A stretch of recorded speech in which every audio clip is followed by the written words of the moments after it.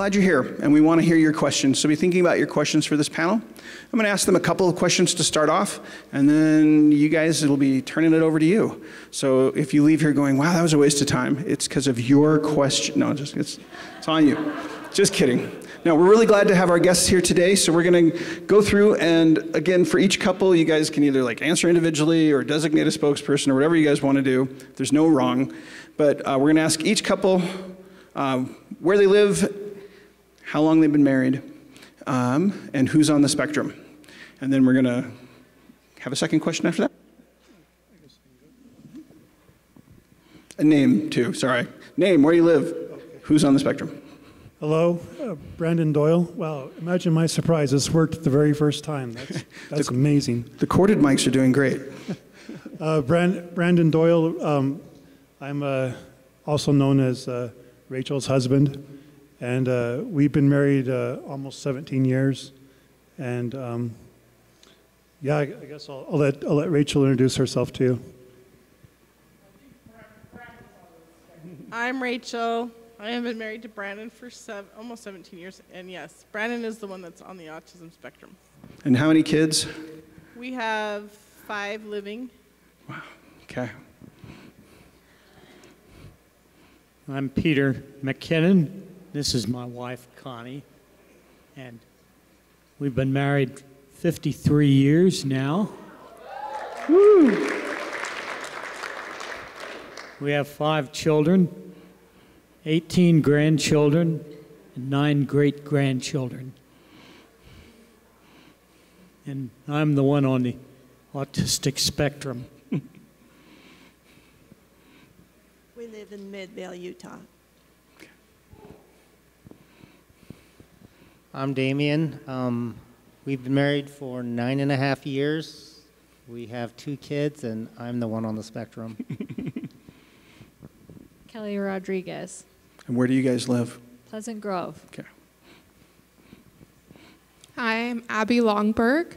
I have autism and ADHD. We're from Murray, and we'll be married a year in June. And this is my husband. I'm Eric. Taylor from Salt Lake City, Utah. I do have autism, and Bethany, I have autism too, so we both are on the spectrum. Woo! Oh, and we've been married 3 months, so we're very fresh at this. All right. So we've got the whole gamut here, and I'm Jared Stewart. I've been married 25 years. My wife is ADHD. I'm autistic. We make it work. But so we got the whole gamut from 3 months to I love how you guys like sat almost in order of like longevity. That was really cool, like subconsciously, all the way up to 53 years. Is that what you said? Oh my goodness, that's got to be some type of autistic record. That's awesome. So we're going to ask them one question, and then we're going to turn one more question, and then turn the time over. And the question is this: so far in your relationship, what's been like the 1 or 2 biggest things that have been helpful in keeping your marriage successful? Just 1 or 2 things, short answer, but not so short that the audience doesn't understand it, although you guys are welcome to ask follow-up questions. But yeah, let's go ahead. I would definitely say flexibility and adaptability. Getting married, it has definitely changed some things. I definitely had to change some of the ways I did my daily schedule and my routine, and I just have to remind myself when it gets stressful, it's always worth it. She's always worth it to me. So, yeah, flexibility. Cool. You're welcome to give one, Bethany, if you think there's like been a secret for so far. Yeah. Yeah, I would say like just remembering the heart of it. Like if I'm really stressed because he hasn't done the dishes, like sometimes I have to remind myself, you know what? At the end of the day, he cares enough about me that he's not doing the dishes because he's taking rest on the couch from a long day, and the heart of that, if he could, he would, is what matters. So. Cool. I would say openness, or just being able to talk about or do just about anything if the other person wants to do something as well. Yeah, and just to expand on that, from the very beginning of our relationship, communication was always one of our most important values in our relationship. And we've learned to communicate in more ways than just talking. We write letters to each other. We have learned each other's love languages. We have little decks of cards with dating questions that we read in the car. We have this thing called toilet tag in our bathroom that we like each write our answers to questions while we're pooping or whatever, you know. And yeah, we try to include all forms of communication in our relationship and always be communicating. I'm the neurotypical person who doesn't like structure. Like, I'd prefer to not have a routine. So I try to build into my structure routine because I hate having the rigidity, but I know that he needs it. So he plans for chaos, I plan for plans. And then the other thing is to choose not to be offended. Mine is that I have to remind myself that I live in a home with 4 people or 3 other people that are neurotypical, so that basically I live in their world, they don't live in mine. So everything doesn't have to be structured, and I don't have to constantly be thinking about ultimate efficiency with everything because they like to do random things. Well, somewhere along the line, I learned that if it's not a life and death situation, that I shouldn't get upset, and I try to go by that. And also, if Peter's upset that he needs, let him take a walk, because that's what he wants to do.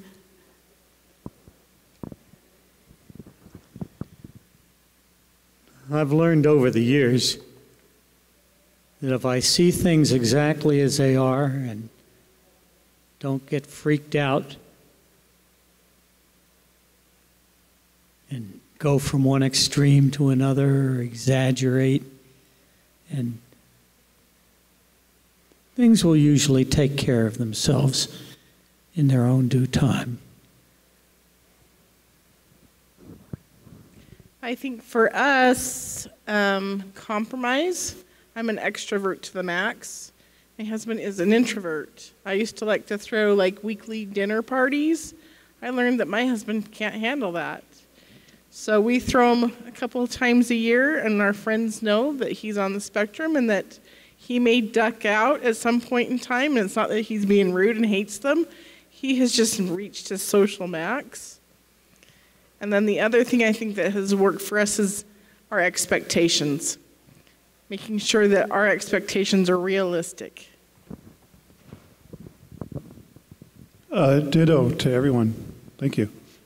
No, just kidding. I like what the first couple said. Flexibility. I really liked that answer. And yeah, there's been times when I've been working on something, on a project or trying to clean up something, and I get really annoyed, and I think to myself, if Rachel was going through this right now, she would flip her lid. But I just have to remind myself that, hey, this is my job right now. I need to show up for my part of the job and get it done, and everything will kind of work out at the end of the day. And I'm just happy to be married to my kind Rachel right here.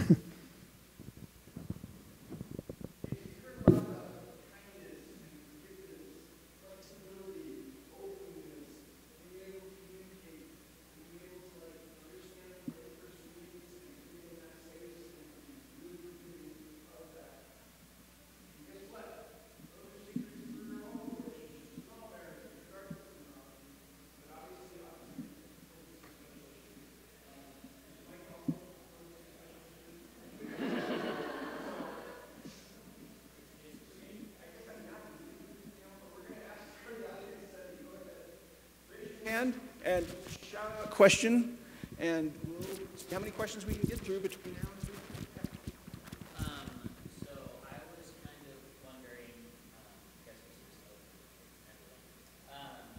how do you guys deal with, well, I guess this is like a 2-part question. For anyone who's autistic, how do you deal with if you guys know, like, for like ultimate efficiency or whatever, like you were talking about, how do you just be like, how do you justify it to yourself that like it's worth just giving up? And then for anyone who's not autistic, I don't. No, he doesn't. so then how do you get over? Like, That's the me part.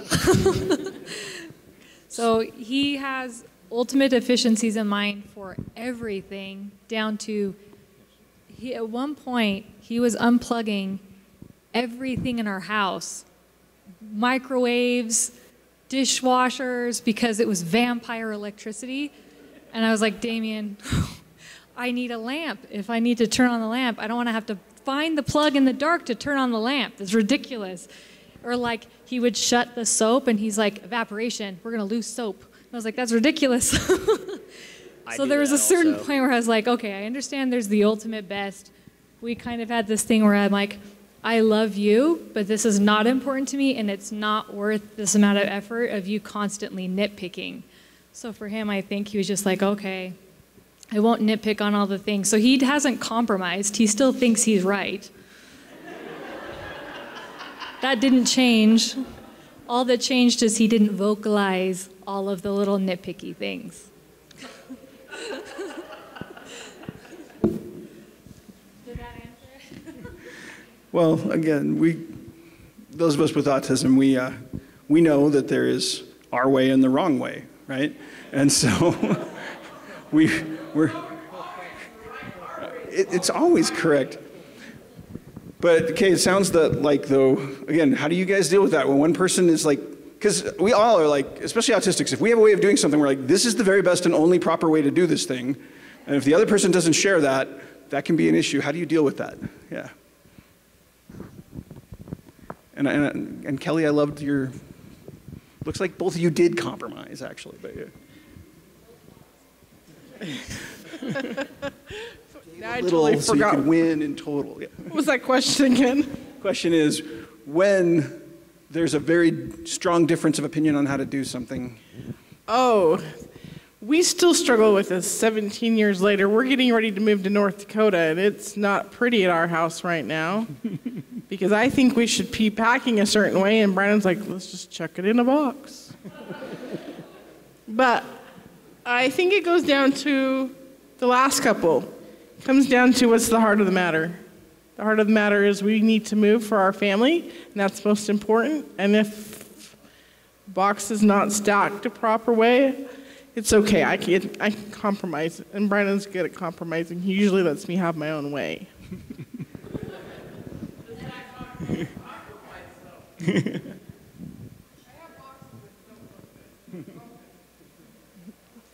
Well, when we get a bill, Peter wanted to pay it right then or we're going to go to jail. So finally, so we wouldn't be so upset about finances, I took over the finances in the family. And then you don't have to hyper-focus on it anymore.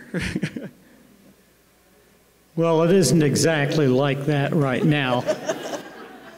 Right now, we jointly do a lot more financial things now that I've mellowed out and can see things as they really are instead of going into my own little world of exaggeration. Love it. All right, another question. Yeah, I'm going to go here just because it's close, but you guys keep your hands in. How did you know that they were the one? Giving it to the newlyweds first, yeah. I love that question. So for me, I'm gonna nutshell this. So we met here last year at OtCon, and Woo-hoo! He liked That's worth me. some applause, yes, folks. So. It's an OtCon success story. So long story short, he liked me from the beginning and I didn't. We were just friends. We hung out in groups. But long story short, that I knew he was going to be the one is there was a gap between us hanging out because I went to college, and it was like 4 or 5 months, and we just didn't talk. It just organically happened that way. But towards the end of my school year, I started thinking about him all the time, and I was like remembering all our good times, and I just couldn't get him off my mind. So that was a pretty strong indicator for me, because like 5 months is a long time for something to die off naturally, and you go your separate ways. So.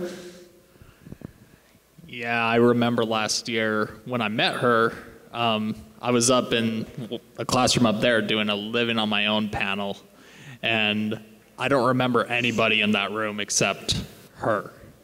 And I tried to make it not obvious that I was like, wow, she's cute. You did a good job. I never suspected.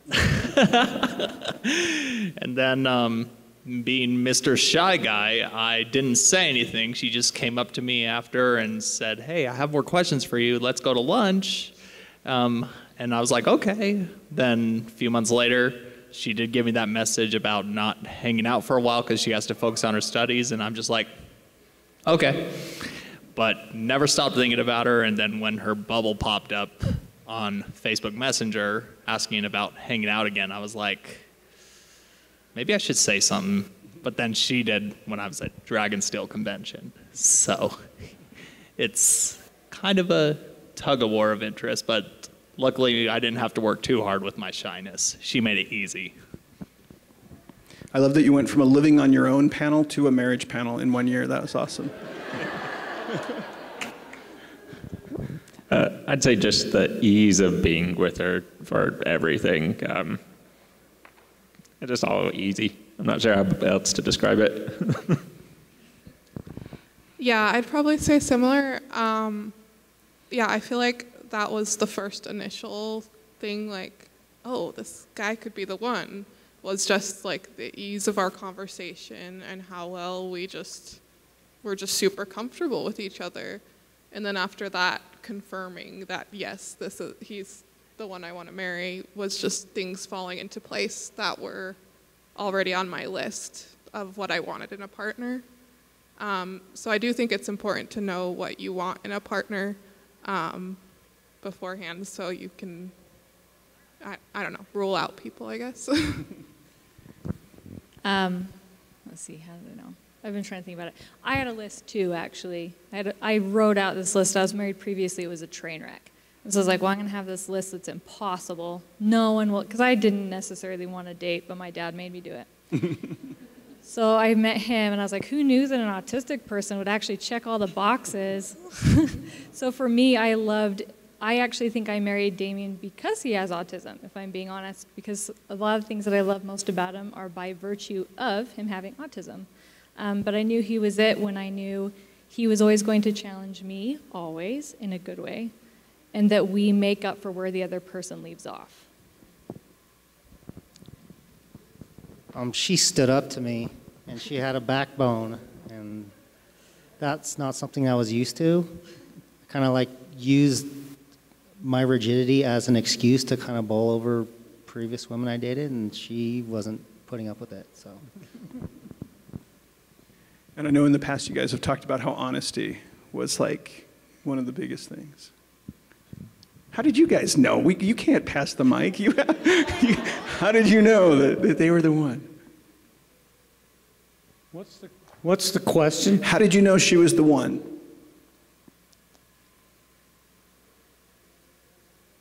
Well, she possessed all the virtues that I was looking for in a helpmeet. She was interested in most of the things that I was interested in.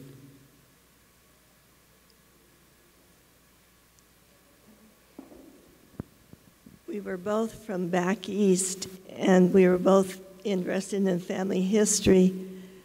And we met at Provo, Utah Lake, at a steak function. And then maybe 2 weeks later on a Sunday, I ran into him on BYU campus.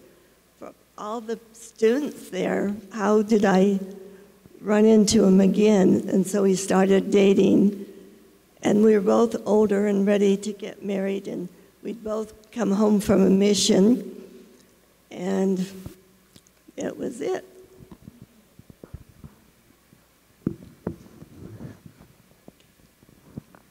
I can't say that when I married Brandon that I knew he was the one. That sounds interesting, I know. I knew he was a really nice guy.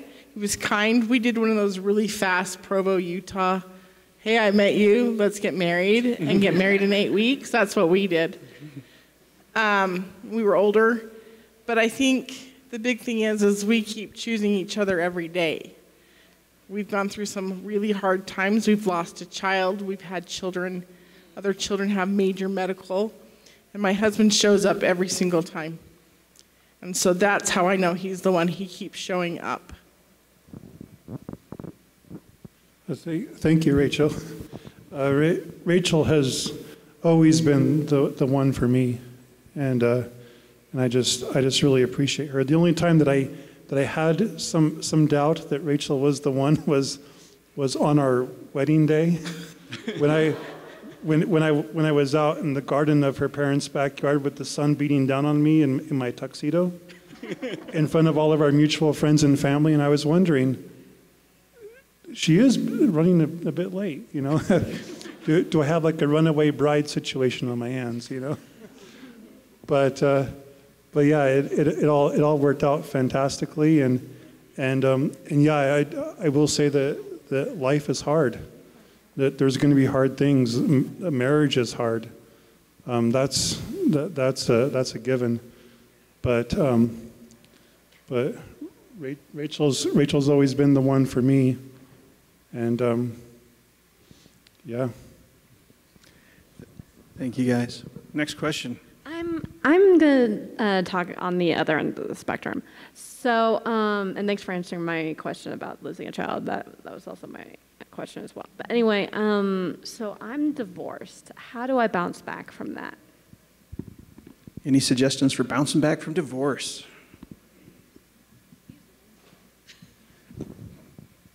Sorry, we only have the one mic working up there. Yeah, I was also married previous to her, and it didn't work out so hot.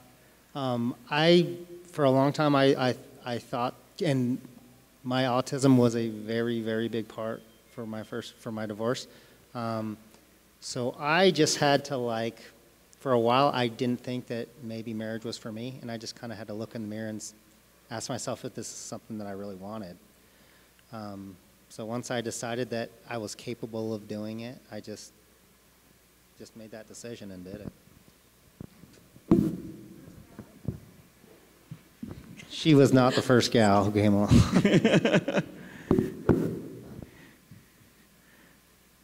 Pass the mic down to Bethany. Yeah.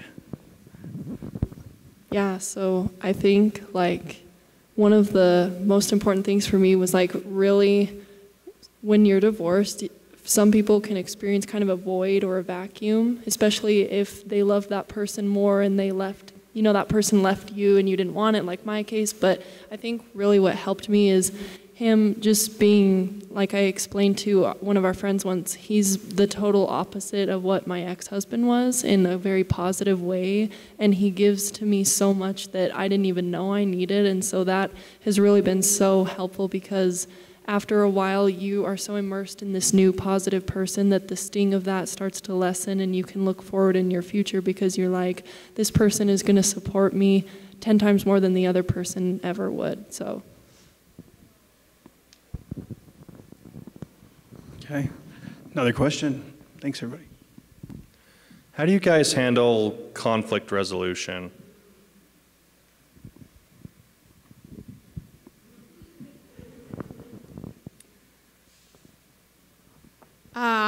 So we actually have gone to couples therapy just because we just felt like it might be a good idea because we're newlyweds. And in couples therapy, we learned a ton of resources to help us with conflict resolution. And I think the thing that has helped us most is knowing that we can take a break from arguments. So that's become kind of a rule for us. We if we're in an argument, one of us will say, I need a break, and we will come up with like a time limit of how long the break can be so the other person's not just sitting around waiting for the other person to come back. And sometimes we'll go in different rooms and even text each other during the break if we still need to talk to each other. But just always being clear about what you need in that moment, and also just being aware of your body and how your body is feeling, because that has helped me know what kind of emotion I'm feeling. And did I forget anything? Yeah. And also make sure you let them know that you still love them, even during that, especially she has rejection sensitivity, and so it's very important. And it's also nice for you to hear too. So. I would say for me, I ask myself a pair of questions, which is, one, is this conflict I'm dealing with more important than Bethany? And the answer is always going to be no. Then the second is, am I going to survive this? I've survived everything so far, 100%. So they're guaranteed questions where they're always either no or yes. Never forgetting to tell her how much I love and care about her, and just know that part of the definition of love is not insisting on your own way. And I always make sure to remember that when I married her, I agreed it's not about just me anymore, it's about us. So just, get out of that stubbornness. It's easier said than done, I know, but as long as I ask myself those questions, it becomes easy, for me anyway. So as a neurotypical person, he wants a very clear-cut answer of, what did I do wrong? Where do I go from here? So for me, I figured out if I can't state what's wrong and what can fix it in 2 minutes or less, I don't know it well enough, and I shouldn't be speaking with him about it yet.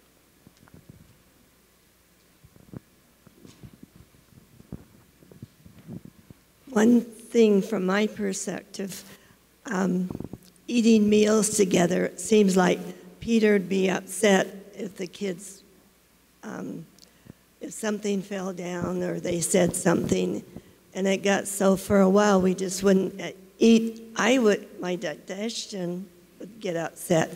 So we didn't always eat at the table together. We'd eat watching TV or other things. And the other thing, when Peter was upset, he'd usually take a walk and then come back and we'd talk about it and resolve the situation.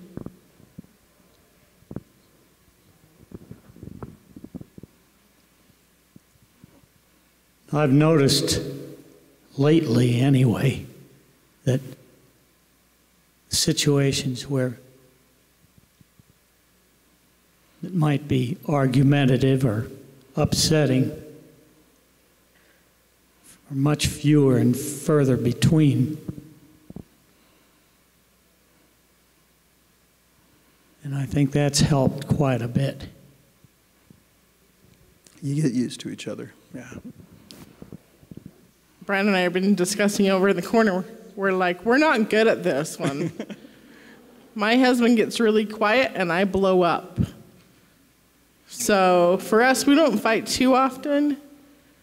And I think both of us kind of bury our feelings, and then when it comes to like a resolution, I usually blow up and tell him how I feel. He kind of scampers away and comes back like, who was it that said it goes for a walk or goes for a drive?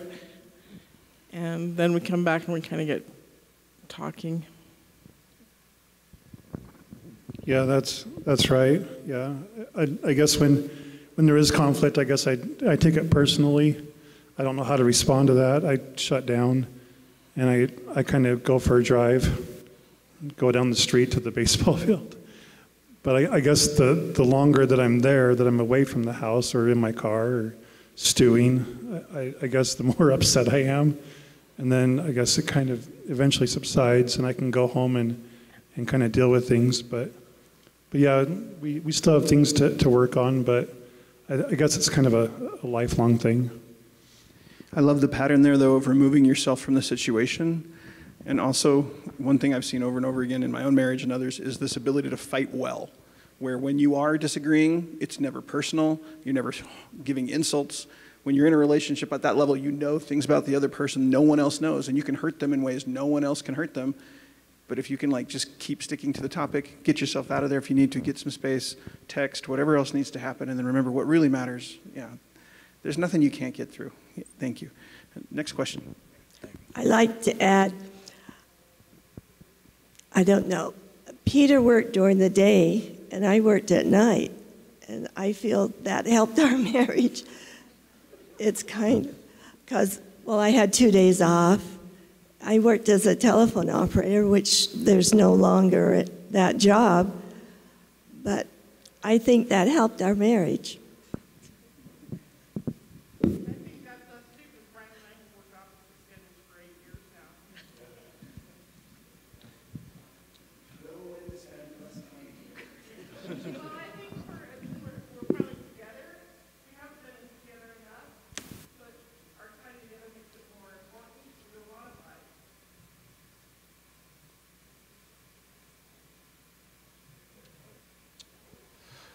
This is for both the neurotypical and neurodivergent spouse. How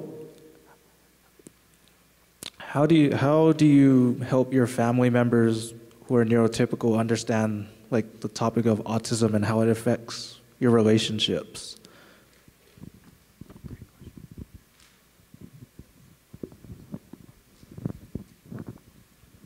This one is a big one for us in our marriage.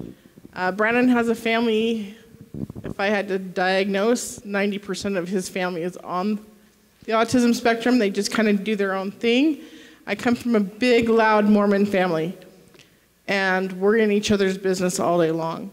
And so when we were first married, for the first 5 or 6 years, I married Brandon. My background's in social work, and I married him, and I thought, after we got home from our honeymoon and we started living together, I thought, oh my goodness, he's autistic. And it was kind of like the big elephant in the room for many years. I didn't say anything to anybody. Brandon didn't know. But when it finally, we finally discussed it between the two of us and we let it out, my family thought he could be the kindest guy, but then they're like, why is he such a jerk? Why is he so rude? Why does he keep walking out? And then finally, we just had to sit everyone down and be like, Brandon is autistic, and there's things he can only handle so much game playing or Cornwell politics going on. And so him walking out is not a sign that he doesn't like you. That's a sign that he's had enough social interaction that it hurts him physically and mentally. So once we kind of discuss that and let people know that he's not walking out because he hates them or he's trying to be rude, that he actually loves them, but he loves himself more, that he needs to take care of himself. And so that's been really helpful because it can cause a lot of problems, and it did for probably 5 or 6 years in our marriage with our family. My wife, from time to time, needs a little bit of relaxation from the symptoms of autism, which I manifest. And so sometimes she needs 1 week, maybe 2 weeks, maybe to go visit a grandchild or her brother or her or a friend. So I've let her travel when she feels it's necessary. And I think that's helped our relationship quite a bit. Since both our families lived back east, we didn't see him. We kind of built our family with the 5 children and did activities. So we didn't have a lot of extended family in this area. Oh, one thing, well, I went back. I'm originally from Maine. I took my husband and 3 kids, and that's when my parents first met Peter. And anyway, Peter did the Rubik's Cube. I'll have to tell you this secret. He had this in his hands all the time during the trip. And when we got back, my parents, he was still having it in his hand and always doing it. My mother grabbed the Rubik's Cube and threw it across the room. And anyway, we got along after that. But my family was just happy he wasn't a drug addict. But also, I think Damien having autism, it was always a part of our conversation and they always knew about it, but my family is really passive aggressive and offended all the time. So I put the onus of their relationship on them. I was like, if you have a problem with him, you talk to him. It's not my responsibility. He's a good person. He's never out to offend you. If you're offended, talk to him. I'm not the liaison. He's a good man. You're good people. Figure it out. I don't have a ton of experience because I was only diagnosed last January. And actually, we've just kind of learned about autism together because we were already together when I became diagnosed, so that's been nice. But with family members, I've just kind of learned to accept that some people are going to be closed-minded about it and not wanting to learn, and you can't really make them understand if they don't want to. But also, I've just tried to be very open about learning opportunities for my family members and resources for them. I sent Unmasking Autism to my parents for them to read because I felt like that was really informative.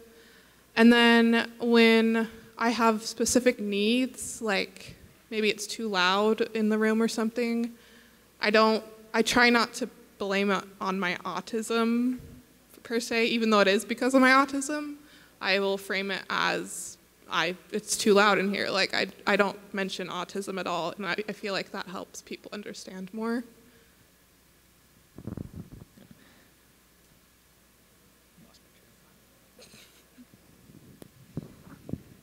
I had it easy. My mom's a school teacher and my dad's a social worker, so they were trained their whole life how to work with autism. I didn't really have to explain anything.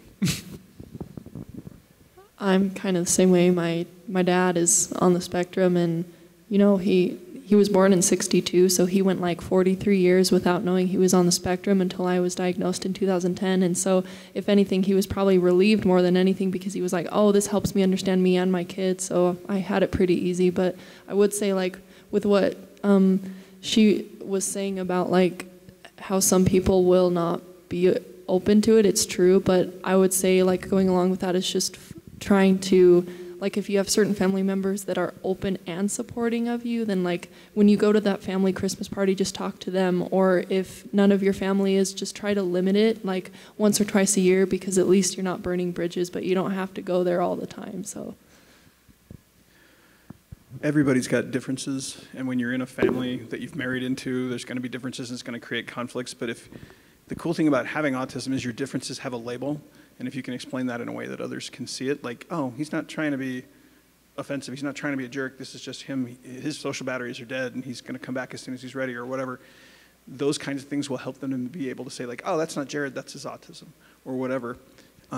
So I love all of these resources up here. And honestly, you guys, these have been amazing questions. We have time for one last question for the panel, probably, and we've already got our person here. But so if you have more questions, come talk to our panelists afterward, too. But thank you guys for your participation. So being autistic, I have really black and white thinking.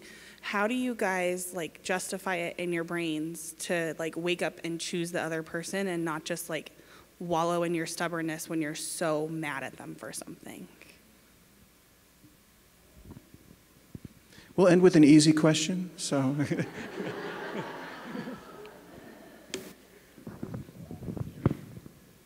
Yeah, autism is good at holding grudges. Sure, I'll take the hardest question of the day.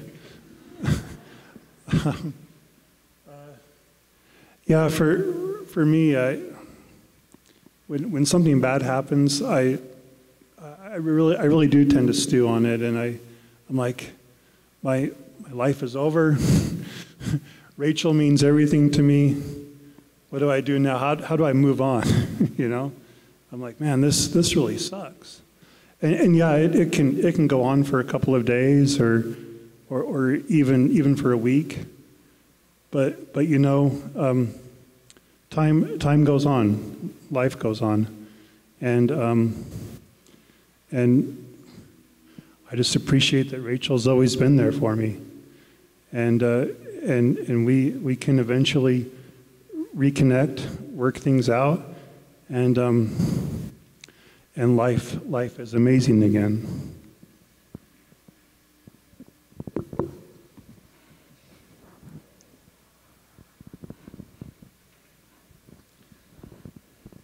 I guess just because my world is better with her in it.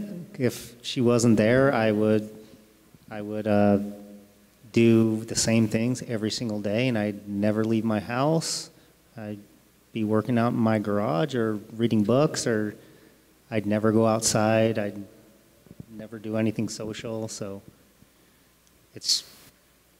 I need her characteristics in my life, otherwise I'd probably be miserable.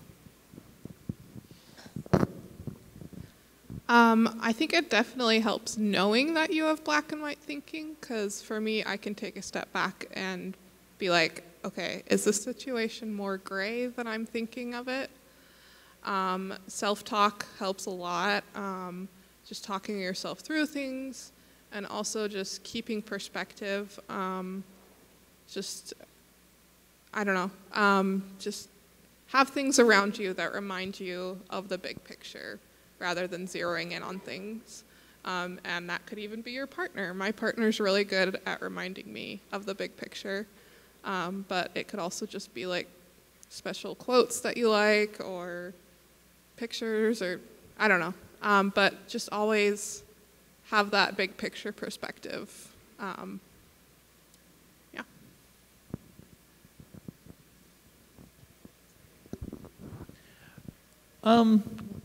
I'm sorry to get like psychology 101 here, but one thing my dad would always tell me as a social worker is that anger is a secondary emotion, usually connected to fear.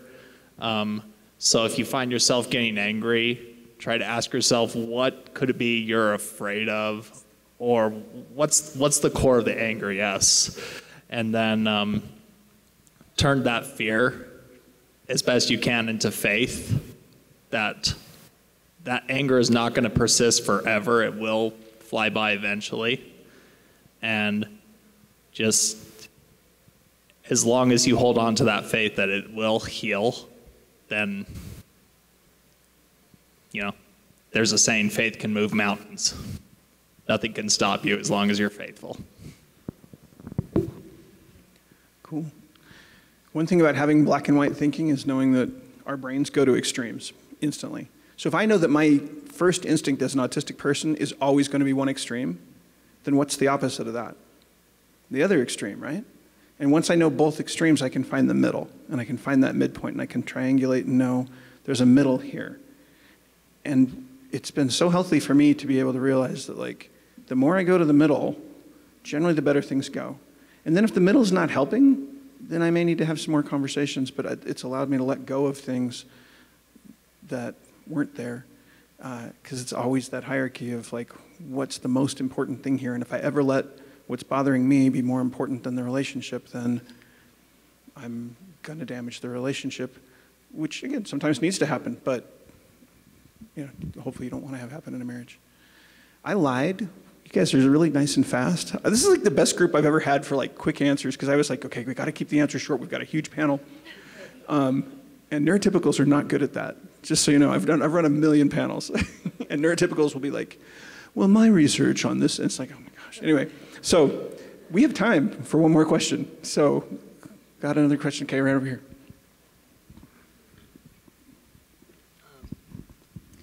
Okay, do you ever have problems interpreting expressions, expressions, emotions, interpreting emotions, saying what emotion you have, things like that? Emotions don't exist for me. So. Yeah. They're just the big ones. So yeah, I never understand what she's trying to say to me. So all day, every single day. So she has to explain it in very, very objective language for me to like understand, and still I don't understand why it matters to her.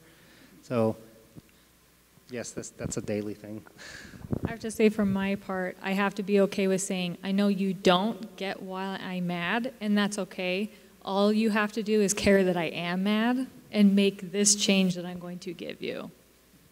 So I have to be okay with him not getting it. I definitely have a hard time understanding him sometimes. My husband's very sarcastic, and I have a really hard time with sarcasm. So it's almost more fun, I feel like. But there are times where he will do something, like signal something non-verbally, or like say something that is supposed to be a hint at something else, and I won't get it at all. And I think through just trial and error, and just talking a lot about it, and we've kind of figured out like what we need to be saying to each other for the other person to understand. And we kind of explained to each other like why that phrase didn't work for me, why it didn't make any sense to me, and just talking through it has really helped.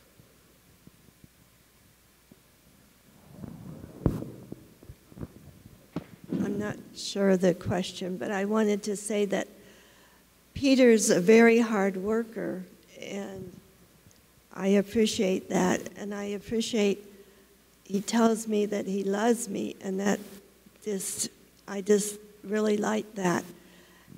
And you get used to, I know how he's going to react to things, so I'm used to it, so it doesn't bother me more. I'd be making some kind of food, and I'd tell him, he'd ask me, what are you baking? And I'd tell him, and he'd name it something else. Always, it was like a root beer float. That's what I have, and he'd call it a black cow. So you do get used to each other as the years go on.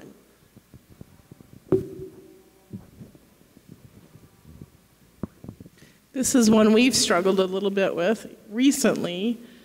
My husband said something, and it really shook me to the core, and he didn't understand what he had done wrong. And we really had to spend some time apart, and I had to learn how to articulate better what I was feeling, and he had to kind of open up and understand, like he had to be willing to be open to what I was saying.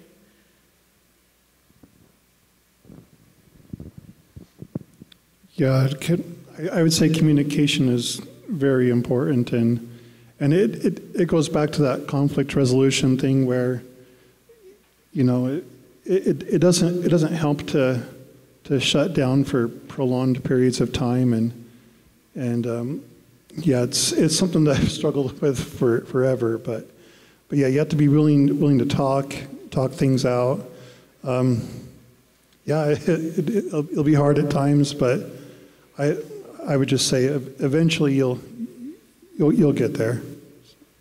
Emotions and the nonverbal expression of emotions and the recognition of emotions are a foreign language for autism generally. And like any foreign language, you can learn it. And it will take time, and you'll need to talk it out, and you'll make mistakes, but eventually you can learn that language. You can learn, oh, this is depression. It took me, like, I didn't even recognize depressions. Like some of the strongest emotions I wouldn't realize till long after I'd had them. But being able to talk that through and to continue to learn that language of emotion, what is my body telling me right now, what is my mind telling me now, can be really helpful. And I believe it was Abby and Eric that said that they're in therapy or went to therapy for minutes.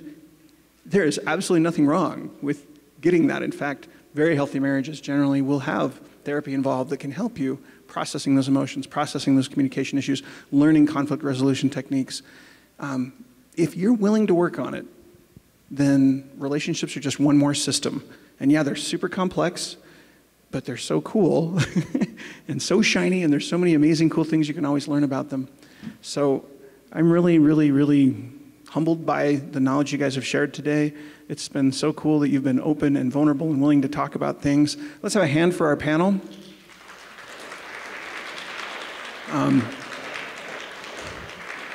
And hopefully, when you guys have been married 53 years, we can have you on the panel here. But no, just again, like I said in my last hour, we can have relationships, but we're going to have to be willing to do the work. But that's true of anything in life we want to have. So thanks so much. And you're off to your next thing in 15 minutes. And if you have questions for our panel or want to come up and thank them, go right ahead. But thank you for being here.